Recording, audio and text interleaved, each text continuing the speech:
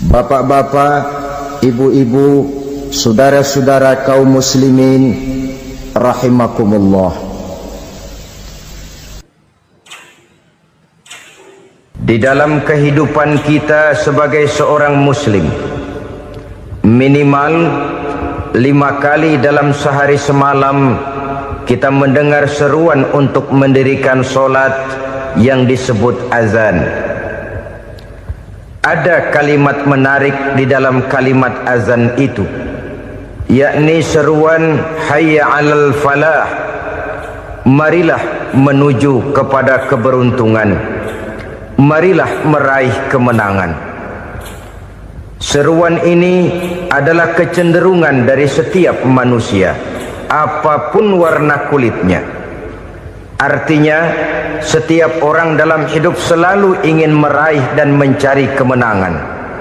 Kemenangan akan melahirkan kepuasan batin, dan kepuasan batin memberikan kebahagiaan. Sedangkan kekalahan melahirkan penderitaan batin, dan penderitaan batin menjerumuskan seseorang di dalam berbagai bentuk kerugian. Jikalau inilah seruan azan, maka masalahnya ialah apa yang menyebabkan kita meraih kemenangan. Al-Quranul Karim memberikan tuntunan dan ajaran kepada kita bahwa orang-orang yang memperoleh kemenangan itu tidak lain adalah orang-orang yang bertakwa. Hanyalah mereka yang bertakwa kepada Allah Subhanahu wa ta'ala pada akhirnya akan tampil sebagai pemenang. Lalu siapa orang yang bertakwa itu? Dijelaskan dalam awal-awal Al-Baqarah, orang yang bertakwa yang akan meraih kemenangan.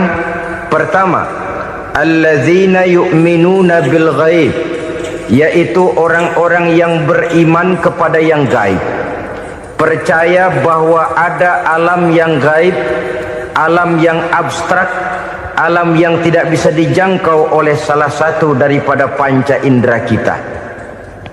Mereka percaya dan beriman kepada adanya malaikat, beriman kepada adanya iblis dan jin, beriman kepada adanya alam kubur, beriman kepada adanya alam mahsyar, beriman kepada adanya alam akhirat, beriman kepada adanya surga dan neraka. Beriman bukan cuma sekedar beriman dalam ucapan bibir saja, tetapi beriman yang nilai iman itu mampu mewarnai gerak dan gaya hidupnya. Iman yang meresap sampai ke tulang sumsum, kemudian memberikan dampak positif di dalam kehidupan manusia. Alam, kita tahu, adalah sesuatu yang selain Allah, dan Allah bukanlah alam. Apapun namanya selain daripada Allah, itu adalah alam. Alam pada hakikatnya terbagi menjadi dua. Ada alam syahadah, alam nyata, alam konkret, alam yang bisa dijangkau oleh salah satu indera kita. Kemudian ada alam ghaib, alam yang tidak bisa dijangkau oleh panca indera kita, alam metafisika, alam abstrak, alam yang wajib kita imani keberadaannya. Kita percaya bahwa malaikat itu ada, kita percaya kepada jin, bahwa jin itu ada, kita percaya kepada adanya iblis dan setan. Bukan percaya kepada iblis dan setannya, percaya bahwa iblis dan setan itu ada. Itu termasuk salah satu daripada sifat orang yang bertakwa kepada Allah. Saudara-saudara kaum muslimin rahimakumullah, kecenderungan pembangunan yang lebih bersifat materialistis biasanya menggeser aspek kehidupan rohani.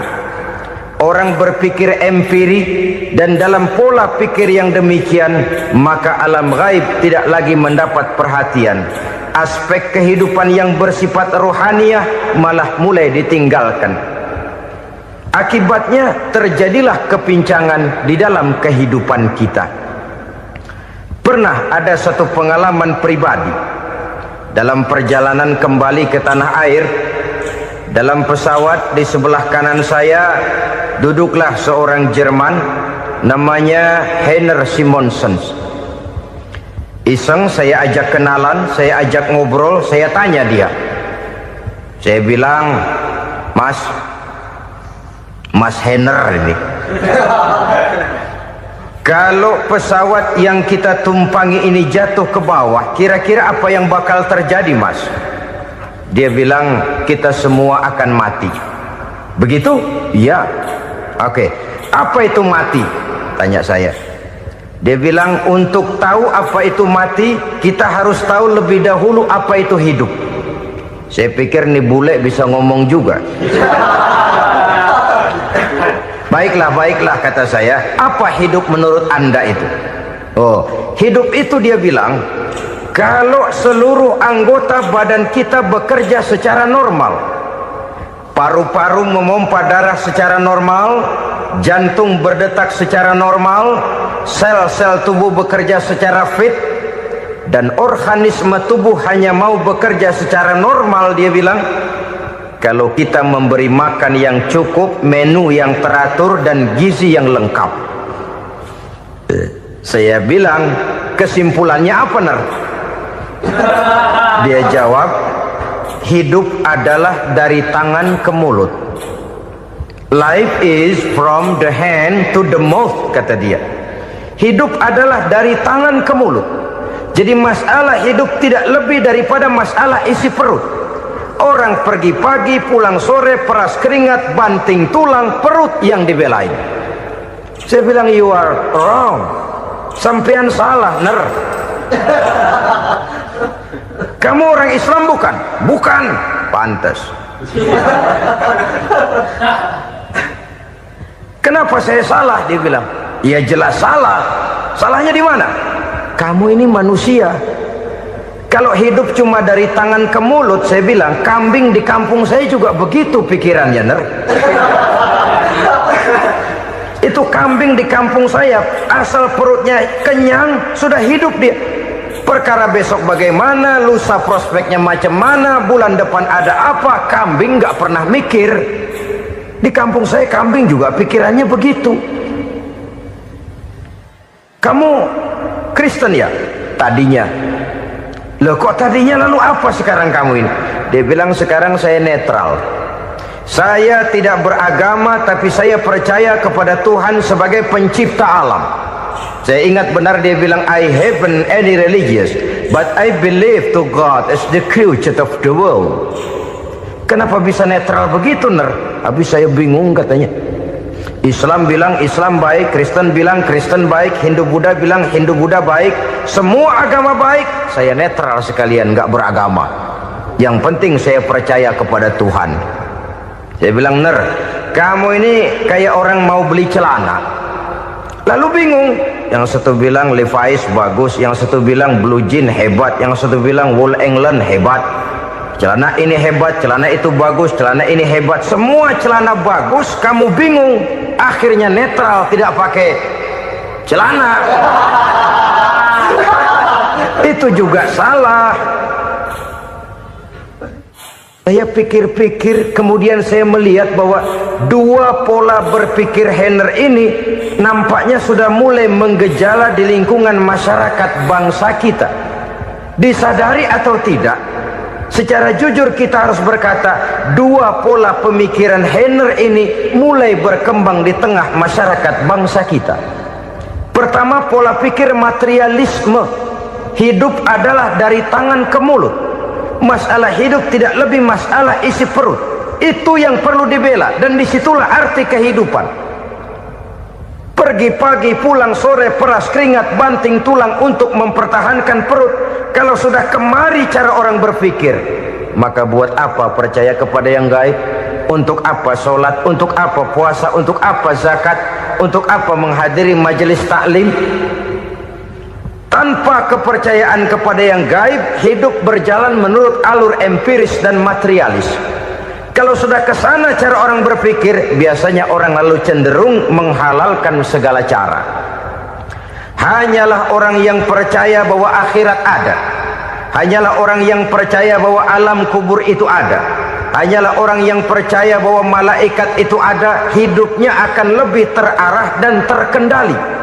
Karena kepercayaan kepada yang gaib, yang merupakan fase daripada kehidupan setelah hidup yang sekarang ini, mewarnai gerak pribadi seseorang di dalam dia melakukan kegiatan hidupnya.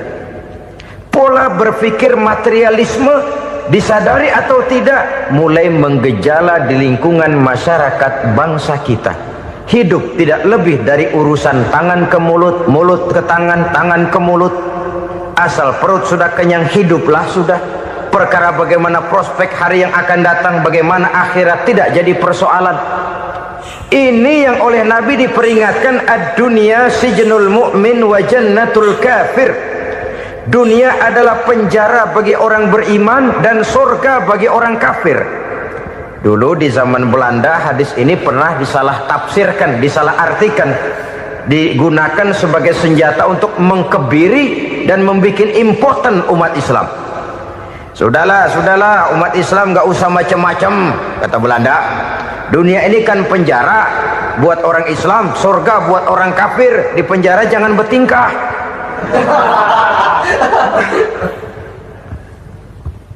Pengertiannya tidak begitu. Dunia adalah penjara bagi orang mukmin. Artinya dalam kehidupan dunia seorang mukmin tidak bebas memperturutkan hawa nafsunya. Di penjara hawa nafsunya itu. Sebaliknya surga bagi orang-orang kafir. Buat orang kafir surgalah dunia ini. Mereka bebas memperturutkan hawa nafsunya, dilarang tidak terlarang, dicegah pun tidak tercegah. Mereka hidup menurut alur bisikan nafsu mereka sendiri. Kemudian bila ajal datang, maut merenggut nyawa, selesailah surganya sampai di situ. Maka bagi orang-orang yang tidak percaya kepada adanya akhirat, kepada adanya alam gaib, surganya sebatas umurnya. Sekali lagi, surganya sebatas umurnya. Bila umur selesai, ajal pun datang merenggut nyawa, selesailah sudah surganya sampai di situ. Alangkah pendeknya perjalanan orang-orang yang tidak percaya kepada alam gaib ini. Bagi kita mukmin, jikalau kita mampu memenjarakan hawa nafsu, kita bisa bahagia di dunia ini. Dan Islam memang tidak menyuruh kita sengsara di dunia. Raih dunia, kejar dunia, gapai dunia sebagai alat untuk mencapai kebahagiaan di akhirat nanti. Hidup adalah satu perjalanan panjang yang terbentang sejak kita terlahir dari alam rahim sampai kepada alam akhirat nanti. Andai kata kita gagal meraih kebahagiaan di dunia, toh kita masih punya akhirat. Tapi jangan jadi dalil yang melemahkan semangat. Biarin dah kita di dunia kebelangsak, yang penting akhirat. Akhirnya dunia benar-benar kebelangsak. Bagaimana dunia ini bisa kita raih, dan bagaimana meraih dunia untuk menunjang kepentingan akhirat nanti. Yang kedua, dari pikiran Heiner yang saya lihat menggejala di lingkungan masyarakat bangsa kita, timbulnya manusia-manusia netral. Seolah-olah Tuhan yes, agama no. Sama Tuhan percaya, agama ogah. Tuhan ngangguk, giliran agama godeng. Padahal hampir dalam setiap ayat dalam Quran, kata-kata amanu biasanya bergandeng dengan wa amilus sholihat. Iman dan amal soleh. Ini sebagai isyarat Tuhan dan agama jangan pernah dipisah-pisah. Apabila kita bertuhan, maka kita harus beragama. Apabila kita beragama, maka agama itu harus bersumberkan dari Tuhan yang kita imani itu. Tidak mungkin kita pisah, Tuhan yes, agama no. Sama Tuhan percaya tapi agama bikin sendiri. Sembayangnya cukup bengong 2 jam madep ngulon.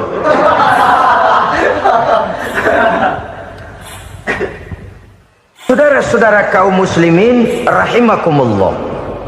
Jadi dengan demikian, agama yang kita akui merupakan unsur mutlak di dalam pembangunan sekarang ini, merupakan bagian dari kehidupan yang menuntun kita bahwa di balik alam nyata ini, di balik alam syahadah ini ada alam gaib. Dan mudabbir, murabbi, yang mengatur, yang menguasai, yang memelihara, baik dia alam nyata, baik dia alam gaib, tidak lain adalah Allah Subhanahu wa ta'ala. Di sana ada satu super power, satu maha kekuatan yang kita perlu bersandar kepadanya. Sebagai makhluk nyata yang hidup di alam nyata, berbuatlah secara nyata sebagaimana harusnya kita berbuat. Karena Islam jelas bukan agamanya orang pemalas. Islam jelas bukan agamanya orang yang mengajarkan setelah selesai sholat boleh duduk, nggelenggem ayam-ayam, ndelohom, menghitung bintang di langit sambil menunggu keajaiban. Tidak. Islam adalah agama yang mengajarkan apabila sholat sudah selesai kamu kerjakan, bertebaranlah di permukaan bumi, cari karunia Tuhanmu. Jangan hidup berpangku tangan menunggu keajaiban, karena hidup bukan undian. Jangan berharap untung besar tanpa mau peras keringat. Tapi di sebalik itu toh kita juga harus yakin bahwa di sisi usaha nyata yang kita lakukan ada satu super power, satu maha kekuatan gaib yang menentukan berhasil dan tidaknya usaha kita. Kepercayaan kepada hal semacam inilah yang mendorong kita untuk mempunyai sandaran vertikal, agar jikalau usaha ini berhasil, kita tidak lupa diri dan lupa daratan. Jikalau usaha ini gagal, kita tidak putus asa dan buruk sangka, tidak cupik pandangan dan sempit hati, tapi mampu melihat persoalan dengan kacamata putih sambil husnuzon kepada Allah Subhanahu wa ta'ala. Kita percaya malaikat itu ada yang namanya Raqib dan Atid, mengawasi gerak hidup kita sampai kepada gerak hati kita. Ini memberikan sugesti agar kita berhati-hati, tidak sejengkal tanah pun kita bisa berlindung dari pengawasan Raqib dan Atid. Ada Munkar Nakir yang akan menyoal kita di alam kubur. Ada malaikat Malik, penjaga neraka. Ada malaikat Ridwan yang menjaga surga. Kita percaya kepada adanya jin, kita percaya kepada adanya setan, iblis. Percaya kepada adanya, bukan mempercayai si setan, si iblis lalu menjadikannya sebagai teman. Tidak. Percaya bahwa mereka itu ada dan merupakan makhluk Allah yang gaib, yang diciptakan Allah Azza wa Jalla. Kepercayaan kepada alam gaib memberikan motivasi terhadap gerak lahir manusia, sehingga dengan motivasi kepercayaan kepada yang gaib, gerak lahir jadi lebih terarah, jadi lebih terpelihara. Pernah seseorang bertanya, "Pak, apakah adanya akhirat bisa dibuktikan secara ilmiah?" Saya bilang tidak bisa, tidak bisa. Kenapa? Karena yang berangkat nggak pernah pulang kemari lagi. Kalau dia pulang kemari bisa kita tanya bagaimana enak di sono. Cuma secara moral saya katakan, lebih beruntung orang yang percaya kepada akhirat daripada yang tidak. Sekarang saudara percaya akhirat ada, lalu saudara baik-baik di dunia, sholat, puasa, zakat, menolong orang lain, menebarkan kebajikan. Saudara mati, andai kata akhirat tidak ada, toh dalam hidup saudara sudah berbuat baik, paling tidak nama saudara akan dikenang sebagai orang baik. Sebaliknya, saudara percaya, kata saya, bahwa akhirat tidak ada, lalu hidup semau-maunya, tenggelam dalam maksiat dan munkarat, menentang Allah, tidak mau ruku dan sujud, lalu saudara mati, kemudian akhirat ada, ayo mau apa? Bekal tidak punya. Jadi secara moral lebih beruntung orang yang percaya kepada adanya akhirat daripada yang tidak percaya. Dan itu alam gaib yang tidak bisa dibuktikan secara eksat. Jangankan untuk membuktikan seperti itu, dalam kehidupan sehari-hari saja yang kita rasakan tidak selalu berbentuk toh. Angin, bagaimana sih bentuknya angin? Kita tidak tahu. Merah, buktinya kalau dikerok merah. Yang merah itu kulit, yang kulit kita bukan anginnya. Sakit, rasa sakit itu ada, tapi bagaimana bentuk sakit kita nggak pernah tahu. Kalau kita makan cabai pedas, bagaimana bentuk pedas itu tidak ada, tapi rasa ada. Bentuk pedas hijau, cabenya bukan pedasnya. Tidak semua yang kita rasakan bisa kita gambarkan dalam bentuk yang konkret. Oleh karena itu, sekali lagi bahwa kepercayaan kepada alam yang gaib mampu memberikan satu sugesti yang menata kehidupan seseorang lebih lurus, lebih terarah, dan lebih terkendali. Maka wajar kalau kepercayaan kepada yang gaib mengantarkan seseorang untuk meraih kemenangan. Kenapa? Dia percaya kepada yang gaib, bahwa akhirat ada, bahwa alam kubur ada, bahwa pertanggungan jawab itu ada. Maka dia lalu tidak hidup saenae udele dewe, itu loh. Tidak hidup menurut seleranya sendiri, terarah, teratur. Ini cirinya yang pertama. Orang bertakwa yang akan meraih kemenangan, mereka beriman, mereka percaya kepada yang gaib. Bahkan hal-hal konkret saja selalu berangkat dari yang gaib.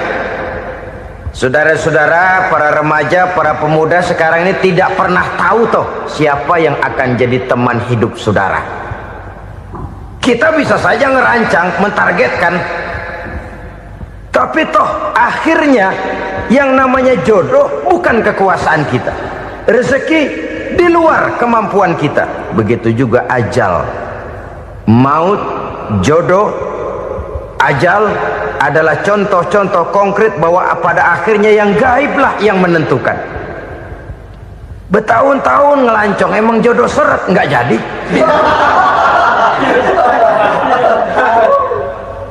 Begitu kenal baru setengah malam nginep ditangkap hansip kan. Hal-hal semacam itu kadang-kadang kita berpikir suuzon, gilet, perempuannya cakep banget, lakinya rebek amat. Memang begitulah jodohnya.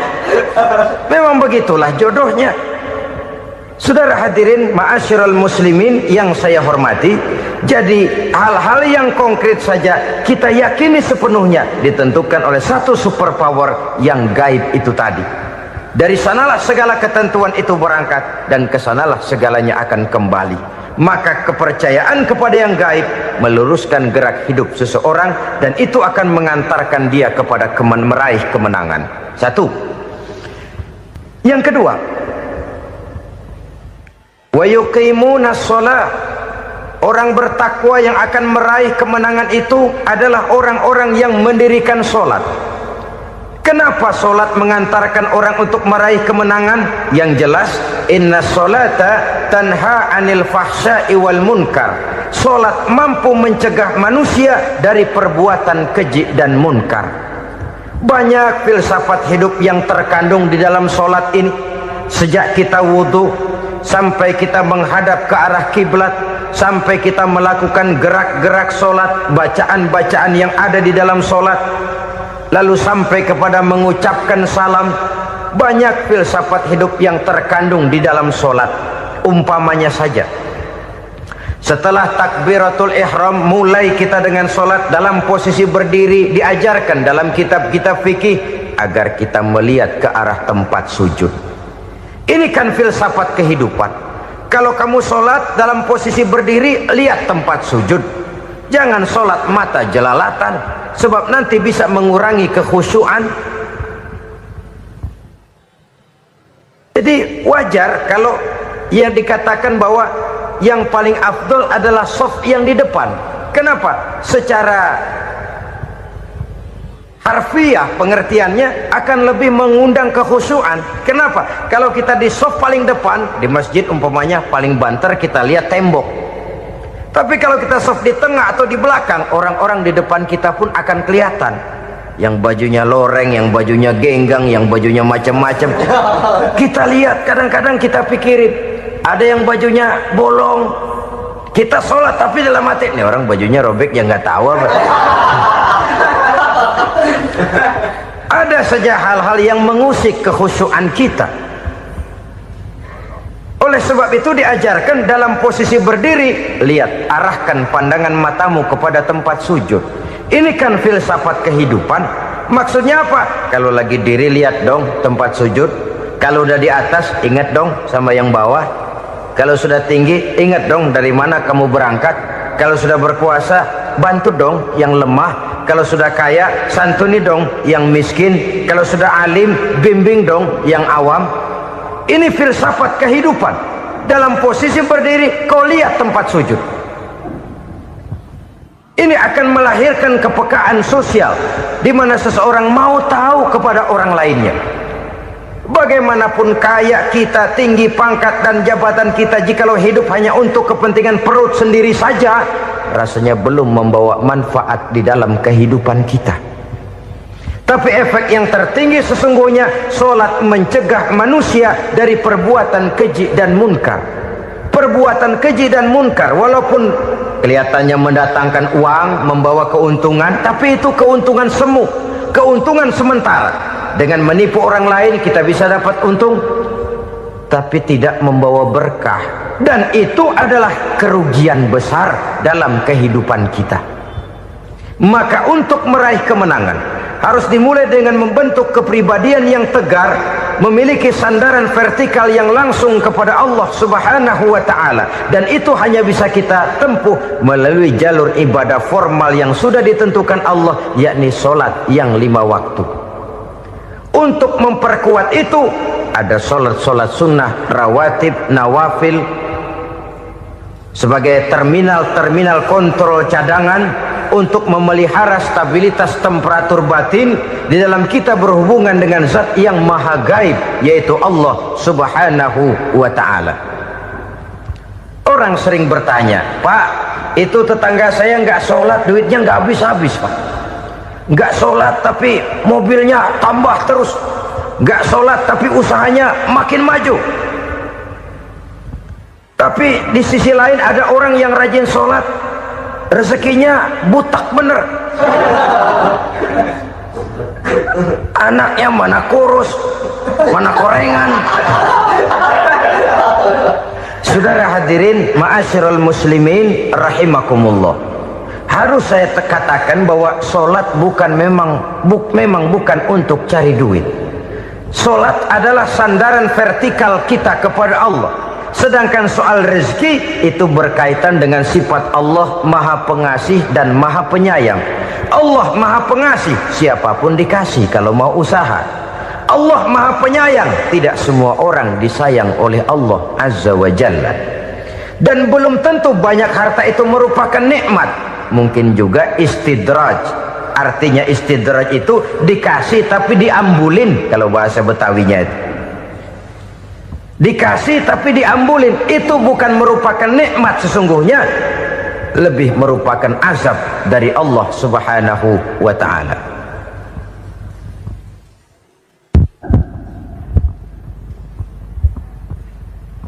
Agama mempunyai sistem solat, dan kita umat Islam telah dituntun oleh Allah Subhanahu wa ta'ala yang wajibnya 5 kali dalam sehari semalam mendirikan solat, dan itu tentu berada dalam jangkauan kemampuan manusia. Pada awalnya barangkali kita memang merasa solat itu satu kewajiban, tapi semakin kita hayati makna, manfaat dan filsafat yang terkandung di dalam ajaran solat, semakin sampai kita kepada keyakinan bahwa solat adalah keperluan kita.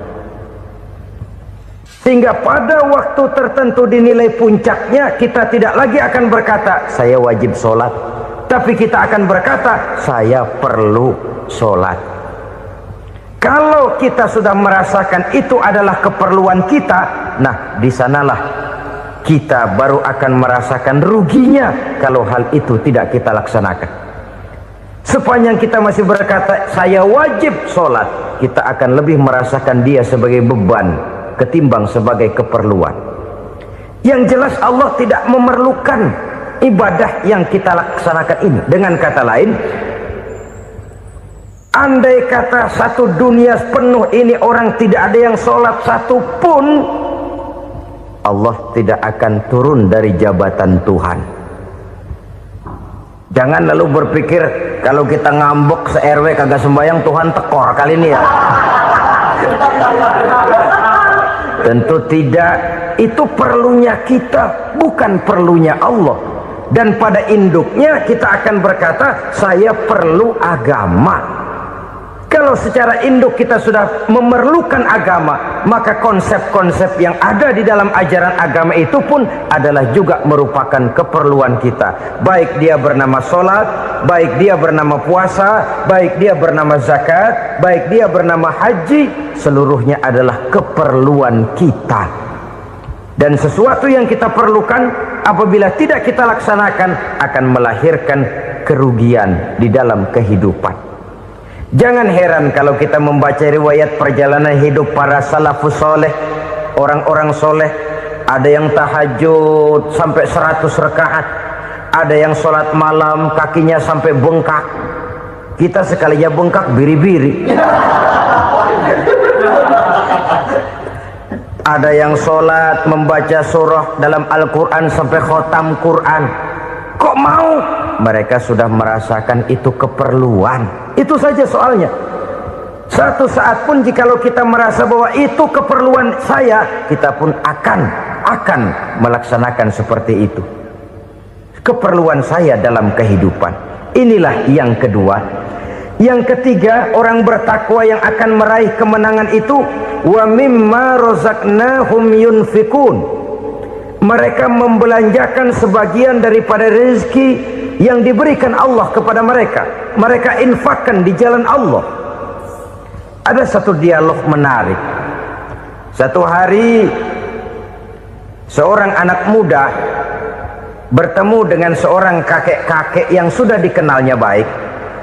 Bertanyalah anak muda ini, "Kek, umur kakek berapa tahun?" 15 tahun, kata si kakek. Anak kakek berapa orang? 1. Harta kakek berapa banyak? 15 juta. Si anak muda ini bengong, lalu protes, "Kok kakek bohongin saya?" "Kenapa?" "Saya tahu umur kakek 70 tahun. Kenapa ngaku 15? Saya tahu anak kakek 5. Kenapa bilang 1? Saya tahu kakek miliuner, miliaran uang kakek. Kenapa ngaku cuma 15 juta? Begini, kata si kakek tadi. Benar, umur saya 70 tahun. Tapi dari umur yang 70 tahun itu baru 15 tahun terakhir ini saya merasakan ibadah kepada Allah. Meninggalkan maksiat, jauh dari segala macam munkarat. Maka yang 15 tahun inilah yang benar-benar saya rasakan sebagai umur saya. Benar anak saya 5, tapi yang 4 susah diatur. Cuman 1 rasanya nih yang bakal jadi si buah hati, belahan jantung, pelanjut cerita penerus sejarah. Cuma 1 ini yang saya harapkan, yang akan jadi anak soleh, yang akan membuat saya menerima pensiunan pahala. Kalau yang 4 apek dah, nggak ada harapan. Yang 1 nyekek botol melulu. Oh begitu, iya. Lalu kenapa kakek bilang harta kakek cuma 15 juta padahal saya tahu kakek uangnya miliaran, depositonya banyak? Ya karena 15 juta itulah yang saya ingat yang pernah saya belanjakan di jalan Allah. Saya merasa itulah harta saya yang sebenarnya. Yang miliaran yang saya simpan di bank kelak, kalau saya satu saat saya mati, akan jadi rebutan di antara anak-anak saya. Iya kalau anak saya soleh kayak yang 1 ini. Kalau yang 4 tadi udah tulen dia bakal berantem dah berebut tuh. Jadi 15 juta yang saya belanjakan di jalan Allah inilah yang saya merasakan benar-benar harta saya yang sesungguhnya. Dialog ini patut menjadi bahan renungan kita bersama. Diberikan kita umur 40, 50, 60, 70, 80. Berapa tahun dari umur yang diberikan itu yang jalan mulus, yang kita gunakan untuk melaksanakan ibadah? Banyak harta kita simpan di bank, di lemari, di dompet, di tas. Tapi berapa yang sudah kita depositokan di jalan Allah yang akan menemani kita di hari kita kembali nanti? Maka orang bertakwa yang akan meraih kemenangan, wa mimma razaqnahum yunfikun. Mereka membelanjakan sebagian dari rezeki yang diberikan Allah di jalan Allah subhanahu wa ta'ala. Ma'asyiral muslimin rahimakumullah, zahirnya memang kita memberikan kepada orang lain, tapi hakikatnya kita menyimpan untuk diri kita sendiri. Kita memberikan kepada yatim piatu 25.000, zahirnya kita memberikan si yatim, hakikatnya kan kita cuma nyimpan. Saya berikan, titip kepadamu, ini untuk saya di akhirat. Kau boleh belikan baju, kau boleh belikan untukmu makan, kau boleh bayarkan sekolahmu, ini untuk saya. Hakikatnya kita nyumbang masjid 1 juta, zahirnya kita berikan kepada panitia masjid, tapi hakikatnya kan cuma titip 1 juta ya, untuk saya di alam kubur nanti. Silahkan kau boleh belikan semen, ini uang, belikan besi, belikan pasir, saya cuma sekedar titip untuk kepentingan saya. Hakikatnya kita cuma sekedar menitip. Sebagaimanapun pada hakikatnya, apapun yang kita miliki dalam kehidupan kan cuma sekedar hak guna pakai, bukan hak milik mutlak. Harta kita, rumah kita, kendaraan kita, kebun kita, pabrik kita, hak guna pakai saja. Hak milik mutlak cuma untuk Allah subhanahu wa ta'ala. Saudara-saudara kaum muslimin rahimakumullah, ini yang ketiga. Kemudian yang keempat, orang-orang bertakwa yang akan meraih kemenangan, allazina yu'minuna bima unzila ilaika, mereka yang beriman, mereka yang percaya kepada apa yang telah diturunkan kepadamu Muhammad, ay Al-Quran, yakni Al-Quranul Karim. Setelah percaya kepada yang gaib, mendirikan solat, kemudian menginfakkan sebagian dari rezeki yang diberikan Allah, mereka juga lalu percaya kepada yang diturunkan terhadap Nabi, yaitu tidak lain Al-Quranul Karim. Sekali lagi di sini, percaya bukan hanya sekedar percaya saja, tetapi percaya lalu menjadikan Al-Quran itu sebagai pedoman hidup. Sebab memang Al-Quran itu adalah GBHM, garis-garis besar haluan muslim. Apa yang harus kita lakukan, apa yang harus tidak kita lakukan, bagaimana mestinya kita bertingkah laku dan berbuat, seluruhnya tercantum di dalam Al-Quranul Karim. Itu sebabnya ketika satu hari Aisyah ditanya bagaimana akhlak Rasul, beliau menjawab, kana Rasulullah sallallahu alaihi wasallam khuluquhul Quran. Akhlak daripada Rasulullah tidak lain adalah Al-Quran. Jawaban simpel ini memberikan gambaran bahwa keseluruhan daripada konsepsi Quran sudah diterjemahkan dalam kehidupan Rasulullah sallallahu alaihi wasallam. Karena kita tahu akhlak adalah keseluruhan dari gerak hidup manusia, sejak ia berpribadi, berumah tangga, bertetangga, bermasyarakat, sampai kepada berbangsa dan bernegara. Al-Quran tetap memberikan sentuhan nilainya. Oleh karenanya, orang-orang yang bertakwa adalah orang-orang yang menjadikan Al-Quran sebagai pedoman dalam kehidupannya. Dan kita yakini Al-Quran diturunkan kepada Nabi Muhammad bukan merupakan produk Nabi Muhammad. Isi dan redaksinya langsung dari Allah subhanahu wa ta'ala. Kemudian cirinya yang kelima, orang bertakwa yang akan meraih kemenangan itu, wa ma unzila min qablika. Tidak hanya sekedar percaya kepada yang diturunkan terhadap Nabi Muhammad, yaitu Al-Quran, mereka juga percaya kepada apa yang pernah diturunkan kepada para nabi, kepada para rasul sebelum Nabi Muhammad.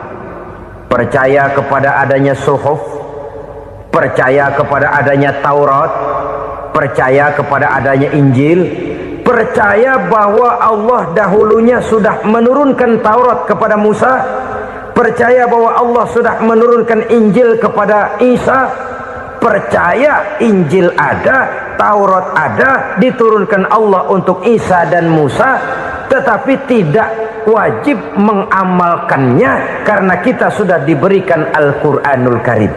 Ini yang perlu saya garis bawahi. Kita percaya Allah telah menurunkan Injil dahulu kepada Isa. Kita percaya bahwa Allah telah menurunkan Taurat dahulunya kepada Nabi Musa. Kadang-kadang ini dijadikan dalih, dikacaukan pengertiannya.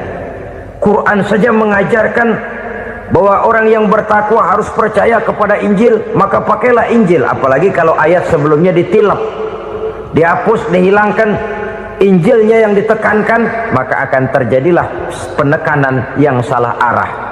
Karena salah arah akhirnya bisa merusak dan menghancurkan akidah. Ketika Rasul suatu saat pernah ditanya orang, "Ya Rasul, bagaimana sikap kita sebagai muslim terhadap Injil yang ada sekarang?" Beliau menjawab, "La tukadzibuhu jami'an wa la tusaddiquhu jami'an." Jangan didustakan seluruhnya, jangan juga dibenarkan semuanya. Artinya, ini sudah merupakan gambaran dari Rasul bahwa dalam Injil yang ada sekarang masih ada ajaran-ajaran tauhid yang dibawa oleh Nabi Isa dan diajarkan kepada umatnya. Tapi juga dalam Injil yang sekarang ini sudah terkena intervensi dan investasi manusiawi. Karena itu Rasul menyimpulkan, la tukadzibuhu jami'an wa la tusaddiquhu jami'an. Jangan didustakan semua, jangan dibenarkan seluruhnya. Kita memang percaya Allah telah menurunkan Injil kepada Nabi Isa dulu, tapi kita tidak wajib mengamalkan Injil. Kita percaya Allah telah menurunkan Taurat kepada Nabi Musa, tapi kita tidak wajib mengamalkan kitab ajaran Taurat. Yang wajib kita percayai dan kita amalkan hanyalah Al-Quranul Karim. Kenapa? Oleh karena baik yang ada di dalam Taurat, baik yang ada di dalam Injil, tentu tercakup di dalam Al-Quran sebagai kitab terakhir yang diturunkan oleh Allah Subhanahu wa Ta'ala. Dan itu wajar. Kalau seorang pejabat mau mengeluarkan satu keputusan baru, tentu dia harus meninjau keputusan-keputusan lama. Andai kata dianggap tidak berlaku, dianggap tidak relevan lagi, maka keputusan-keputusan lama itu tentu sudah dianggap tidak berlaku.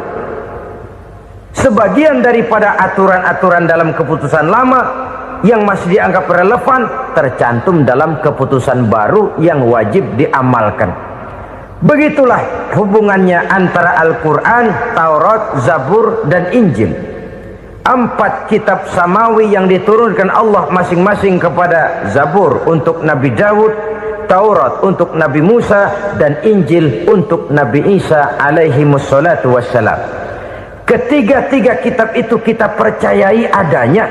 Kita yakini Allah telah menurunkan Zabur, Taurat, dan Injil, tapi kita tidak wajib mengamalkannya. Yang wajib kita mengamalkannya sekarang ini tidak lain hanyalah Al-Quranul Karim saja, karena ia mencakup apa yang ada di dalam Zabur, apa yang ada di dalam Taurat, dan apa yang ada di dalam Injil. Keotentikannya bisa dipertanggungjawabkan.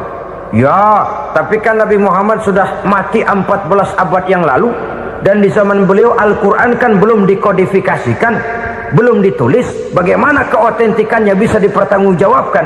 Mudah saja. Allah berjanji, inna nahnu nazzalna zikra wa inna lahu lahafizun. Kami yang menurunkan Al-Quran dan kami yang akan menjaga dan memeliharanya. Allah turunkan Quran, Allah menjaganya. Bagaimana cara Allah menjaga Al-Quran itu? Banyaknya orang-orang yang hafaz Al-Quran. Hafaz Al-Quran 30 juz, 114 surah, 6.666 ayat. Sehingga jangankan satu kata, jangankan satu ayat, satu kalimat saja berubah sudah akan timbul reaksi dan mudah dimengerti. Kenapa? Banyak orang-orang yang hafaz Al-Quran. Sedangkan pada setiap akhir tahun biasanya malaikat Jibril selalu mengadakan checking terhadap ayat-ayat yang diturunkan pada waktu itu. Di zaman Nabi sendiri sudah ada usaha kodifikasi. Dan yang lebih luar biasa lagi, sampai hari ini tidak seorang pun mampu membuat satu ayat saja semacam Al-Quran. Ke bahasa manapun dia diterjemahkan, naskah aslinya tetap ikut, rujukan dasarnya tetap ada. Berdasarkan itu, maka tidak mungkin terjadi penyelewengan terhadap atau pemalsuan terhadap ayat-ayat Al-Quranul Karim. Kesuciannya, keotentikannya, kemurniannya bisa dipertanggungjawabkan. Ma'asyiral muslimin rahimakumullah. Oleh karenanya, konsepsi dasar daripada ajaran Islam ini memang tidak lain adalah Al-Quran dan Sunnah. Isi daripada agama Islam yang merupakan iman, Islam dan ihsan, konsepsi dasarnya tidak lain adalah Al-Quran dan Sunnah Rasulullah Sallallahu Alaihi Wasallam. Maka yang kita perlukan sekarang ini adalah terjemahan Al-Quran di dalam kehidupan kita. Dengan demikian, maka gaya kehidupan yang lebih Qurani itulah yang kita dambakan.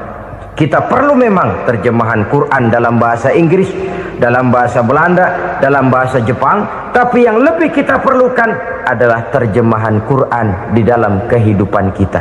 Konsekuen, tidak memanipulasi, ringan sama kita jinjing, berat sama kita pikul. Jangan kalau lempengan ayat Quran tuh kira-kira enak diamalin, keras teriakan kita. Giliran kira-kira ayat Quran itu mukul kepala kita sendiri, diam kita. Itu ciri yang pernah disindir Allah dalam awal-awal Baqarah juga. Ciri beragamanya orang yang munafik. Kullama adha'a lahum masyawfih, kata Allah. Wa iza azlama alaihim qamu. Apabila terang mereka jalan, apabila gelap mereka berhenti.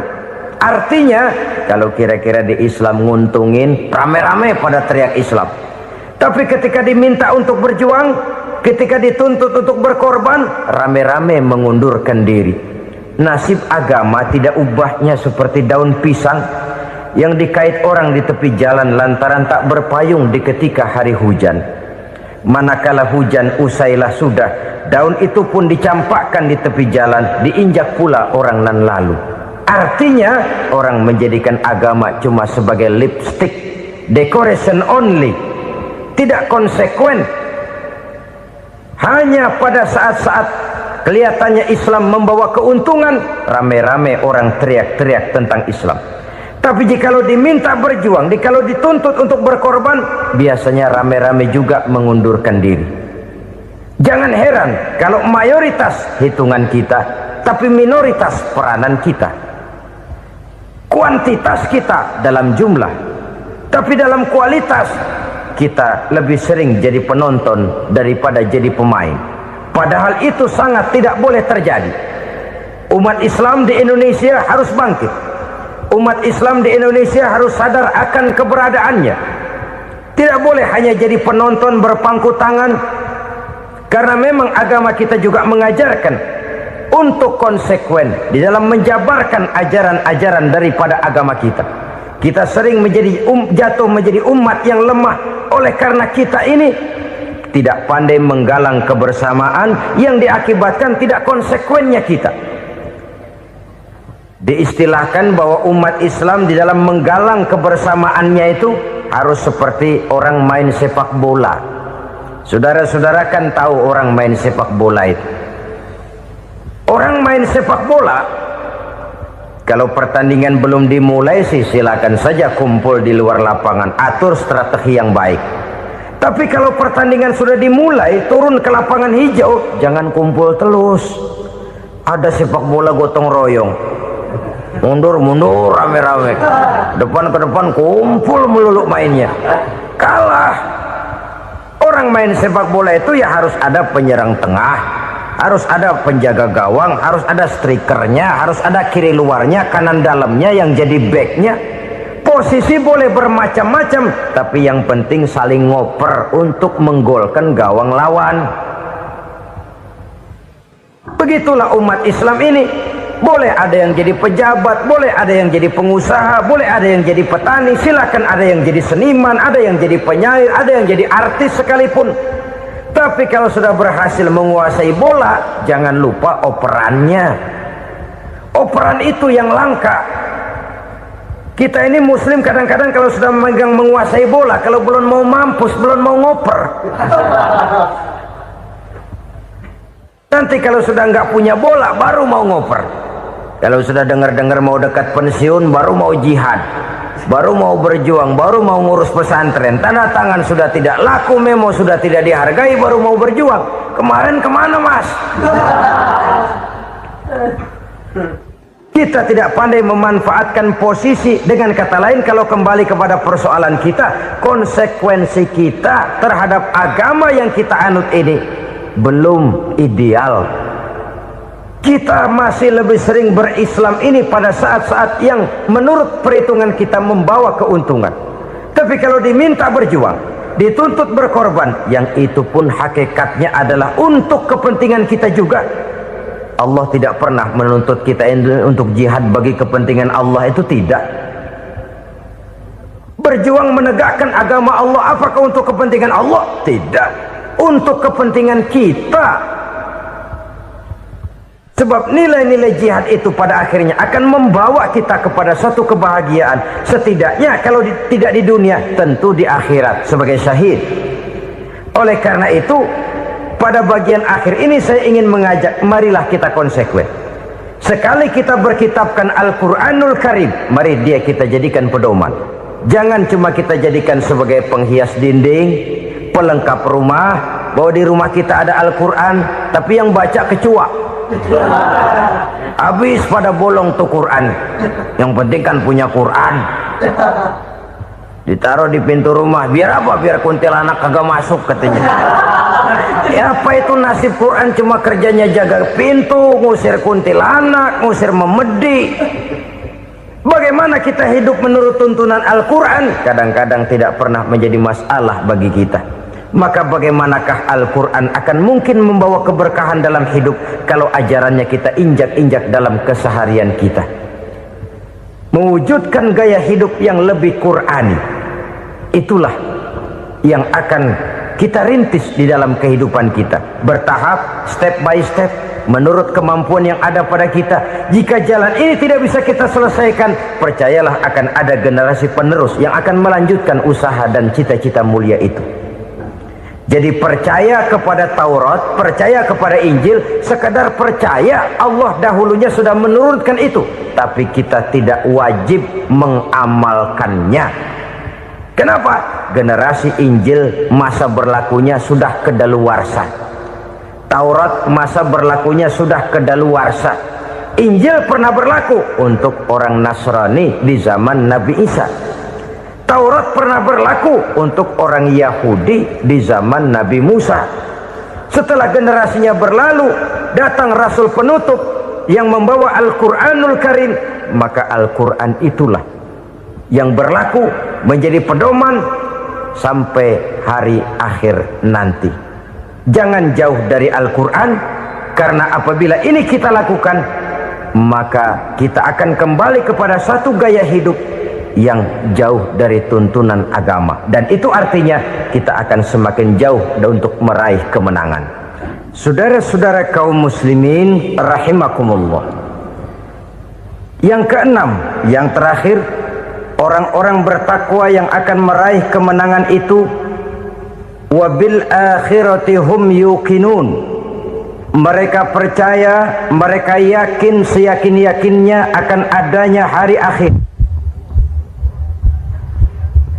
di mana seseorang akan mempertanggungjawabkan seluruh perbuatannya di dalam hidup ini, dan tidak ada satu perbuatan yang bagaimana kecilnya sekalipun yang tersembunyi dalam pandangan manusia yang tidak akan dibukakan persoalannya di mahkamah Qadi Rabbul Jalil di akhirat nanti.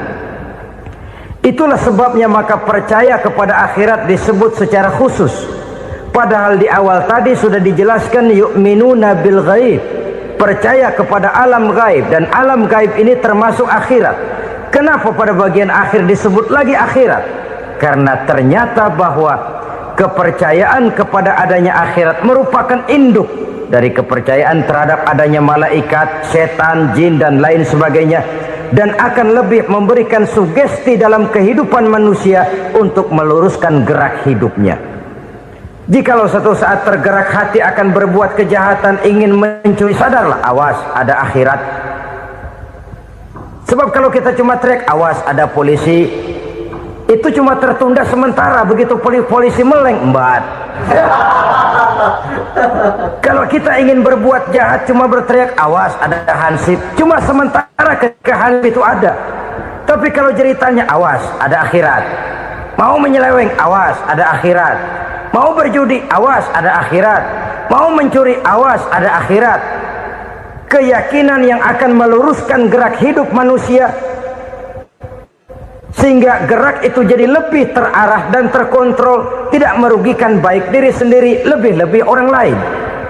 Ternyata bahwa kepercayaan kepadanya adanya hari akhirat sanggup menjadi sumber daya kontrol dari kehidupan manusia, sehingga ia tidak terjebak dalam perbuatan maksiat dan munkarat. Saudara-saudara kaum muslimin, inilah saja yang kita bicarakan pada pertemuan kali ini.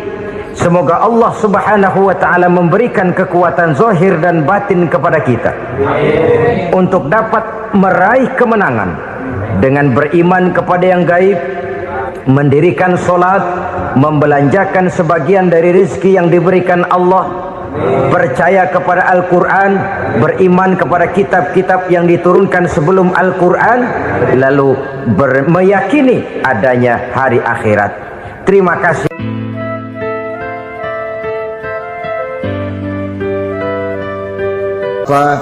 Ibu-ibu, saudara-saudara kaum muslimin rahimakumullah, kita menyaksikan peristiwa-peristiwa yang memilukan dan memalukan. PHK terjadi di mana-mana, pengangguran meningkat, harga-harga membumbung tinggi, daya beli rakyat semakin lemah. Sementara di bidang politik, kejadian-kejadian memberikan indikasi bahwa persatuan dan kesatuan kita sebagai bangsa dewasa ini tengah berada dalam ujian yang berat. Pada jumpa kita kali ini, tanpa bermaksud untuk mencari kambing hitam dari bencana yang kita hadapi, saya ingin menyampaikan sebuah hadis yang diriwayatkan oleh Imam At-Tabarani dari Ibnu Abbas, bahwa Rasulullah sallallahu alaihi wasallam bersabda, khamsun bi khamsin, ada 5 perkara yang dapat menimbulkan 5 macam bencana. Mari kita renungi hadis ini satu demi satu sebagai bahan introspeksi buat kita semua dalam menghadapi bencana yang tengah berlaku sekarang ini.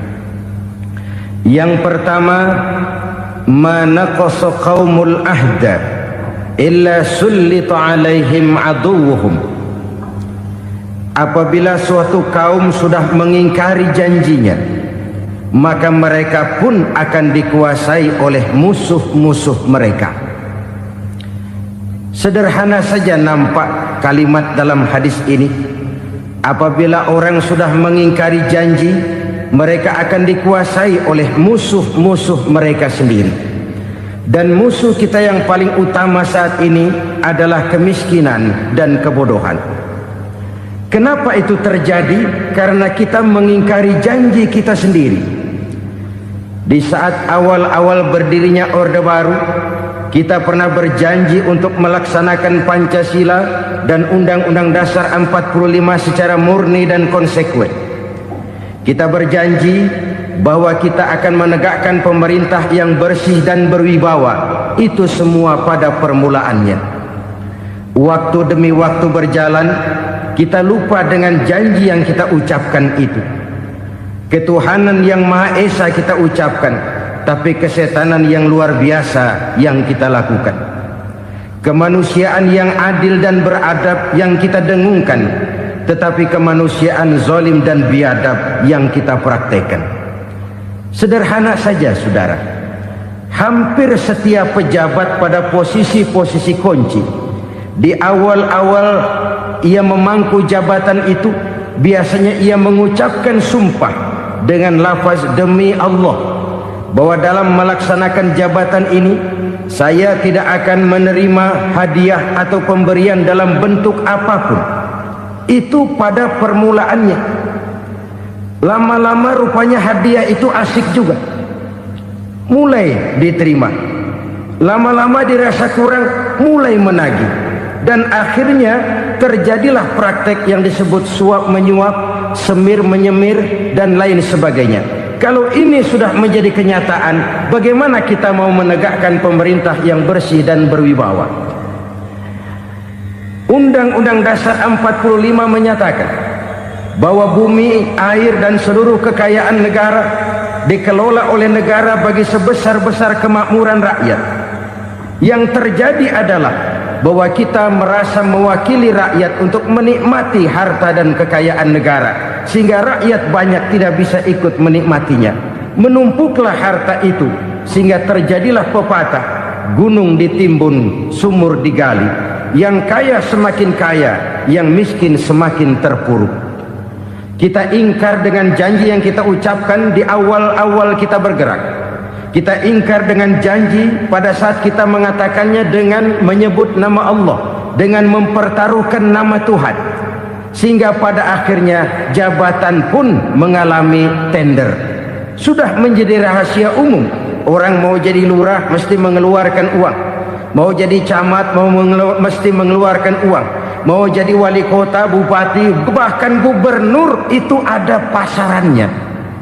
Secara logika, kalau orang memperoleh satu jabatan karena banyak mengeluarkan uang, tentu pada saat ia mengeluarkan uang, ia sudah punya pemikiran, modal pasti pulang, modal pasti kembali.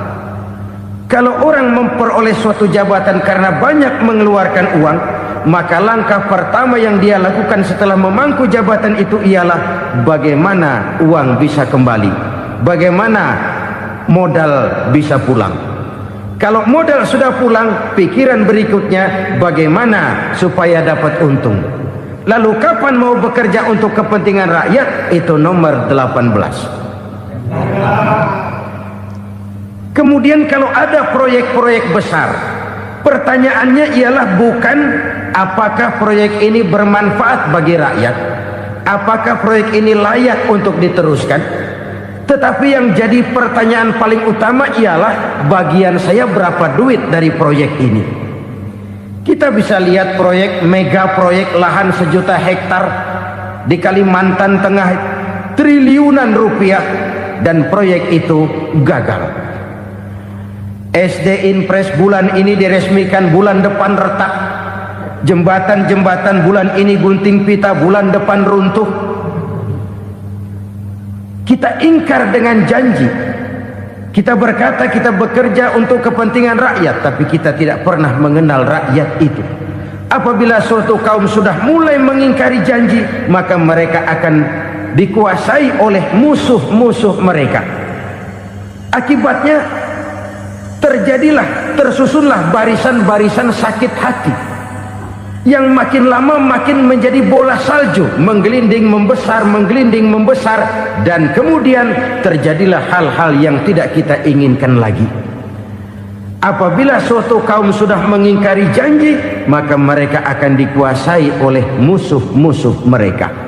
Ini penyebab bencana yang pertama. Kita tidak konsekuen.